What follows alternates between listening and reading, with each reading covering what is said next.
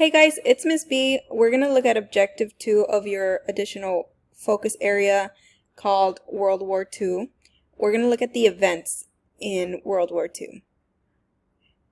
The war was fought in two theaters, so it's just another fancy way to say two spots. So part of the war was fought in Europe and part of the war was fought in the Pacific theater, which is near the ocean and over here by Japan and stuff. We're going to look at the European theater first. I made a semi-timeline for you guys with some important dates if you guys would like to draw a timeline or just write down some bullet points. Anyway, in 1939, Germany invades Poland, and that is when World War I officially begins for Germany. And then in 1941, Germany invades the Soviet Union. If you guys remember, the Soviet Union was on Germany's side, and then they were invaded, and that is when the Soviet Union joins the Allies.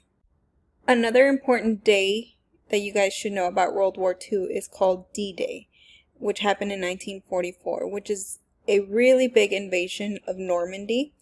And most importantly, the Allies start defeating Germany. This was a really important day because it was the largest amphibious invasion by the Allies. So the word amphibious, hopefully you guys remember from science, means land and water. There were troops coming in from land and water and in vast amounts. I'm going to show you guys some video clips.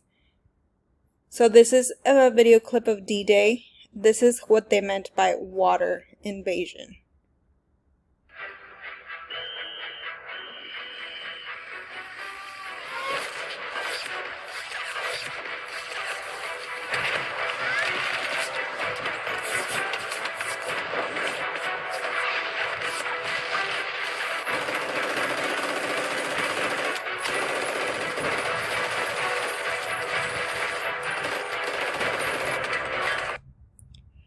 Now, as you guys saw, that was a lot of different soldiers and Marines coming in through the water.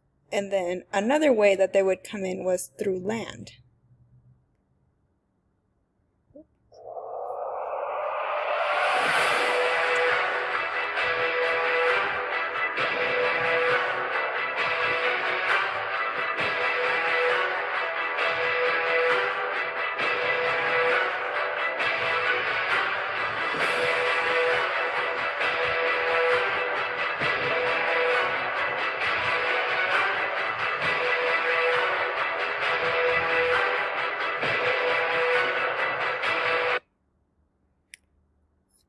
As you guys can see, there was so many people coming in to fight during D-Day, and that actually, again, helped the Allies defeat Germany.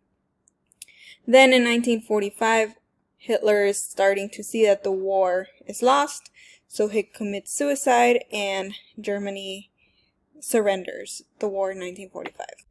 Some of the aftermath that happened was that the Allied powers put the Nazis on trial for their war crimes. Some of this included, putting Jewish people in these awful concentration camps and torturing them and things like that. Also, Holocaust survivors, unfortunately, once they were out of these camps, they continued to face persecution and displacement, which meant they had to go find different places to live, unfortunately.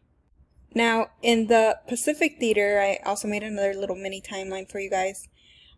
There was different years. So in 1940, Japan joins the Axis powers, which include Italy and Germany, if you guys recall from Objective 1. Then in 1941 is when Japan decides to attack Pearl Harbor. Again, if you guys remember Objective 1, Pearl Harbor is a naval station in Hawaii. And that's when the U.S. enters World War II. Then, in 1945, the U.S. drops an atomic bomb on Hiroshima and Nagasaki, Japan. Then, a couple of days later, on August 15th, 1945, VJ Day happens, which is Victory in Japan. That's what this stands for. I don't know if you guys have seen any clips of an atomic bomb, but I have a little clip to show you guys what it was like when the United States dropped the bomb on Nagasaki, Japan. That's the atomic bomb exploding at Nagasaki. The film was taken in a B-29 many miles away. All of you who see this picture can judge for yourselves the extent of the menace to civilization of this new weapon. Civilized people can only demand that such power be directed not towards their obliteration, but to the benefit of mankind.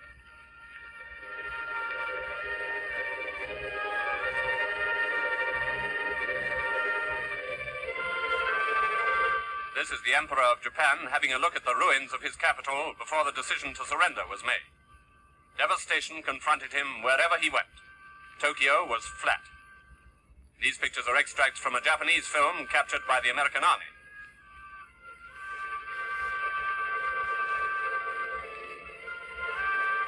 Hirohito examined maps of the capital showing the enormous areas of ruin. It must have been obvious to him that surrender was the only course. So yes, then once Japan surrenders, the US again is out of the war in 1945, and that is when World War II ends. Some aftermath that happened for the Japanese were that also, like the Germans, they were found guilty of war crimes, and a lot of them were actually executed. At the end of the war, the United Nations, or also called the UN, was created, which is basically a peaceful organization that tries to resolve conflict in order to prevent war. Alright, and now you guys have all the events that you guys should know for your additional focus area part 2 for World War II. Good luck, guys!